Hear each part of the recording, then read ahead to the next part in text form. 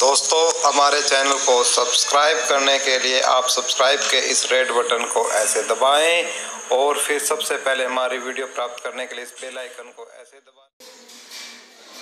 Welcome दोस्तों, Balaji online classes में हम आपके स्वागत करते हैं। और दोस्तों, जो आज हम लेके आए हैं जो आंगनवाड़ी सुपरवाइज़र का जो मॉर्निंग शिफ्ट का पेपर है उसको हम सोल्ड क्वेश्चन पेपर लेके आए हैं आपके लिए।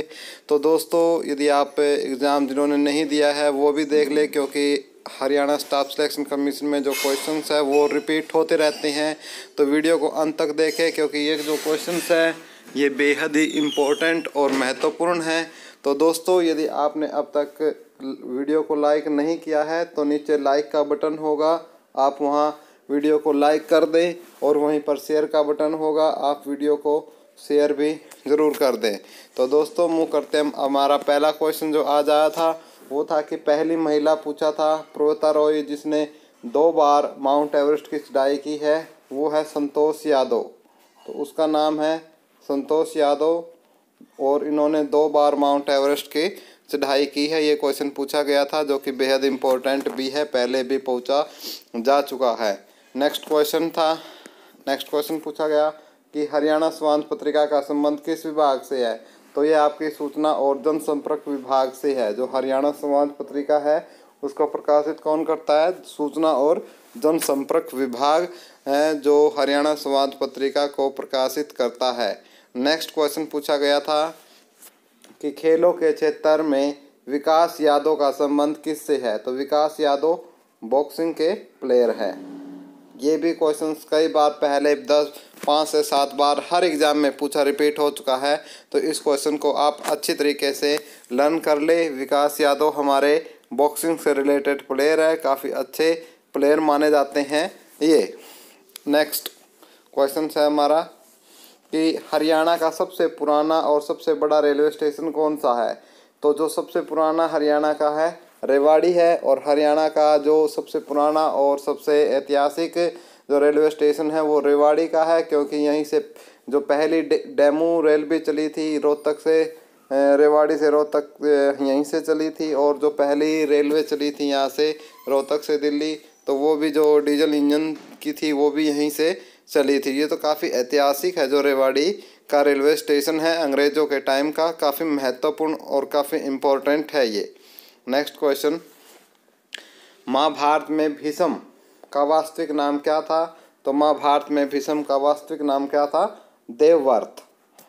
नेक्स्ट क्वेश्चंस की तरफ मुँह करते हैं कि Haryana Saraswati heritage development board के जो चेयरमैन है वो कौन है। तो हरियाणा के मुख्यमंत्री है। जो हरियाणा के मुख्यमंत्री है वही इसके चेयरमैन भी है। तो ये जो इसके चेयरमैन हैं श्री मनोहर लाल खट्टर। तो मनोहर लाल खट्टर इसके Haryana Saraswati heritage development board के अध्यक्ष है। ये भी पूछा जा सकता है ये कहाँ पर है। तो ये आपका पंचकुला में सेक्टर 13 में स्थित है।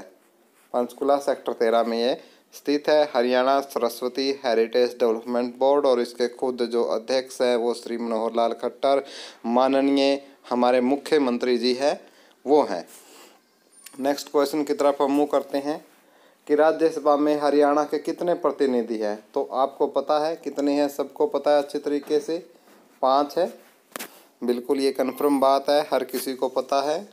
निम्न में से कौन सा मंत्री मैं आपको ये क्वेश्चन बताता हूँ कि नारनौल से पूछा गया है, जींद के नारनौल से। तो ये बहुत ही प्रसिद्ध है हमारे वित्त मंत्री कैप्टन अभिमन्यु। और कैप्टन अभिमन्यु को मुख्यमंत्री मनोहर लाल खट्टर के बाद सबसे ज़्यादा जो विभाग है वो कैप्टन अभिमन्यु के लिए दिए गए हैं। तो इसलिए जो ये नारनौल क्षेत्र है ये काफ़ी ये कह सकते हैं हम कि काफ़ी इम्पोर्टेंट है और यही से ये जीते हैं। जाटलैंड एरिया माना जाता है इसको। नेक्स्ट क्वेश्चन हमारा कि गांधी जी ने मीराबेन नाम किसे दिया। तो एनी बेसेंट को नाम दिया था गांधी जी ने मीराबेन। फिर भी दोस्तों, यदि मुझे कुछ इसमें डाउट सा लग रहा है, यदि आपको किसी को अच्छे से कोई जो हो सकता है इतिहास का कोई MA BA हो, हमारे जो सब्सक्राइबर है वो एक से एक बहुत ही बुद्धिमान है, हमने ये देखा है। तो हम उनका सहयोग लेते रहते हैं समय समय पर। और उन्होंने ही इस चैनल को इतना इम्प्रूवमेंट बनाया है कि आज हमारे 10,000 सब्सक्राइबर पूरे हो चुके हैं। तो मैं सभी को मैं बहुत बहुत बधाई देना चाहता हूँ कि ये सब जो हुआ है आपके सहयोग से हुआ है, अन्यथा ऐसा कभी नहीं हो सकता था कि एक चैनल इतना ग्रो करे कि 2 महीने के अंदर 10,000 सब्सक्राइबर को पार कर ले। तो मैं आपका बहुत बहुत हार्दिक दिल से मैं आपका अभिनंदन करता हूँ।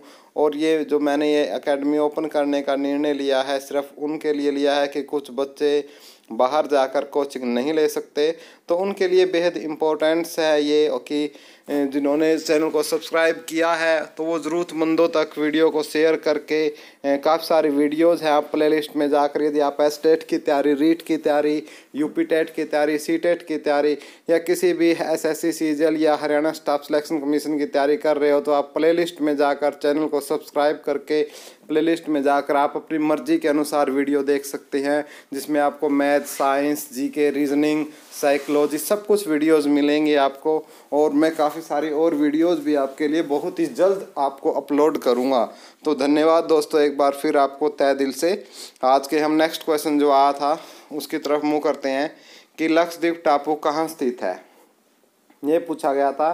तो ये आपका अरब सागर में स्थित है। लक्षद्वीप टापू कहाँ स्थित है? अरब सागर में। नेक्स्ट क्वेश्चन, पुरुष वर्ग में विंबलडन 2017 के विनर कौन है? तो वो है रोजर फेडरल। और रोजर फेडरल है, काफ़ी नोवाक जोकोविच को इन्होंने हराया था काफ़ी कड़े मुकाबले में, तो ये बादशाह माने जाते हैं विंबलडन के। तो रोजर फेडरल हैं 2017 के विनर, विंबलडन 2017 के। नेक्स्ट क्वेश्चन पूछा गया था कि सूर्य के चारों तरफ सबसे तेज गति से घूमने वाला ग्रह कौन सा है? तो मरकरी है। मरकरी सबसे तेज गति से घूमता है और लगभग 37.8 किलोमीटर पर हावर की स्पीड से ये मूव करता है, काफ़ी हाई स्पीड से मूव करता है। नेक्स्ट क्वेश्चन है, उत्तराखंड कब अस्तित्व में आया? काफ़ी इंपॉर्टेंट क्वेश्चन है ये भी। उत्तराखंड कब अस्तित्व में आया? तो उत्तराखंड अस्तित्व में आया हमारा 9 नवंबर 2000 को। उत्तराखंड देश का कौन सा राज्य बना था? 27वां राज्य बना था। 27वां राज्य बना था देश का 9 नवंबर 2000 को। 9 नवंबर 2000 को उत्तराखंड देश का 27वां राज्य बना था। नेक्स्ट क्वेश्चन कि भारतीय संविधान सभा के ड्राफ्ट समिति के अध्यक्ष कौन है? तो ड्राफ्ट समिति के अध्यक्ष थे उस time doctor Bhimrao Ambedkar. Draft समिति के अध्यक्ष थे doctor Bhimrao Ambedkar. Next question की तरफ हम मूव करते हैं कि जनसंख्या और क्षेत्रफल की दृष्टि से एशिया का सबसे छोटा देश कौन सा है? तो मालदीव है सबसे छोटा देश एशिया का। नेक्स्ट क्वेश्चन जो आज के एग्जाम में पूछा गया था, भारत की सबसे लंबी नदी कौन सी है? तो भारत की सबसे जो लंबी नदी है वो है हमारी गंगा नदी। गंगा नदी सबसे लंबी नदी है। Next, rayon, nylon, polyester, acrylic किस प्रकार के बहुलक है, ये पूछा गया था। तो ये है कृत्रिम, कृत्रिम बहुलक माना जाता है इनको। नेक्स्ट क्वेश्चन कि जैसे बोरी है, शॉपिंग बैग है, रस्सी है, इन बनाने में किसका प्रयोग किया जाता है? तो जूट के तंतु का प्रयोग किया जाता है। बोरी वगैरह इट्सेट्रा जो ये रस्सी वगैरह बनाने में जूट के जो तंतु हैं उनका प्रयोग किया जाता है। नेक्स्ट क्वेश्चन की तरफ हम मूव करते हैं कि फाइबर से यौन बनाने की प्रक्रिया क्या कहलाती है? फाइबर से यौन बनाने की जो प्रक्रिया है उसको हम स्पाइनिंग बोलते हैं। क्या बोलते हैं? स्पाइनिंग। फाइबर से जो यौन बनाया जाता है उसकी प्रक्रिया को बोला जाता है spinning. SPINNING, spinning. Spinning is the process by which fibre is converted into yarn. Next questions, magnesium oxide का रासायनिक सूत्र क्या है? तो ये है, वैसे मैं आपको लिख के भी बता देता हूँ क्या है। इसका है हमारा मैग्नीशियम ऐसे Mg और ऑक्साइड O बड़ा, यानी इसमें दो तत्व होते हैं। एक तो इसमें मैग्नीशियम होता है और एक इसमें होता है मैग्नीशियम और प्लस एक होता है ऑक्सीजन। तो इसको हम ऐसे लिखेंगे इसके फार्मूले को, मैग्नीशियम ऑक्साइड, क्योंकि दोनों Mg O2, ठीक है। ऑक्सीजन पे भी 2 संयोजकता होती है, तो मैग्नीशियम ऑक्साइड इस तरीके से लिखा जाएगा। नेक्स्ट क्वेश्चन है कि जब एसिड धातुओं के साथ अभिक्रिया करते हैं तो लवण के साथ कौन सी गैस बनती है? लवण के साथ जो गैस बनती है वो होती है हमारी हाइड्रोजन गैस। हाइड्रोजन गैस बनती है, ये काफ़ी इंपॉर्टेंट है। एसिड जो जब तेजाब है धातु मेटल्स के साथ रिएक्शन करते हैं तो हाइड्रोजन गैस निकलती है। काफ़ी इंपॉर्टेंट क्वेश्चन है ये, 10वीं के क्वेश्चन पेपर में साइंस में मिलेगा आपको। नेक्स्ट क्वेश्चन की तरफ मूव करते हैं कि धातुओं का ऐसा कौन सा गुणधर्म है, ये ठीक कर लो आप। इसमें आपका होगा धातु कि धातुओं में ऐसा कौन सा गुणधर्म है जिसका प्रयोग करके लंबी लंबी जो सीटें बनाई जाती है उसको बोला जाता है मेलेबिलिटी। देखो धातु की 2 प्रॉपर्टी होती है, एक तो मेलेबिलिटी बोलते हैं और एक को बोलते हैं तन्यता। इसको आघातवर्ध्यता बोला जाता है हिंदी में, और उसको बोला जाता है तन्यता। तन्यता से क्या है कि जो तारों की लंबे लंबे हम बिल्कुल खींच के तार निकाल सकते हैं लंबे लंबे, वो तन्यता की वजह से होता है। और जो सीटें बनाई जाती है वो मेलेबिलिटी की वजह से बनाई जाती है। तो बेहद इम्पोर्टेंट क्वेश्चन है ये। नेक्स्ट क्वेश्चन है कि निम्नलिखित में से खाद्य श्रृंखला का पहला ट्रॉपिक लेवल कौन सा है? पहला ट्रॉपिक लेवल, तो वो उत्पादक ही होते हैं।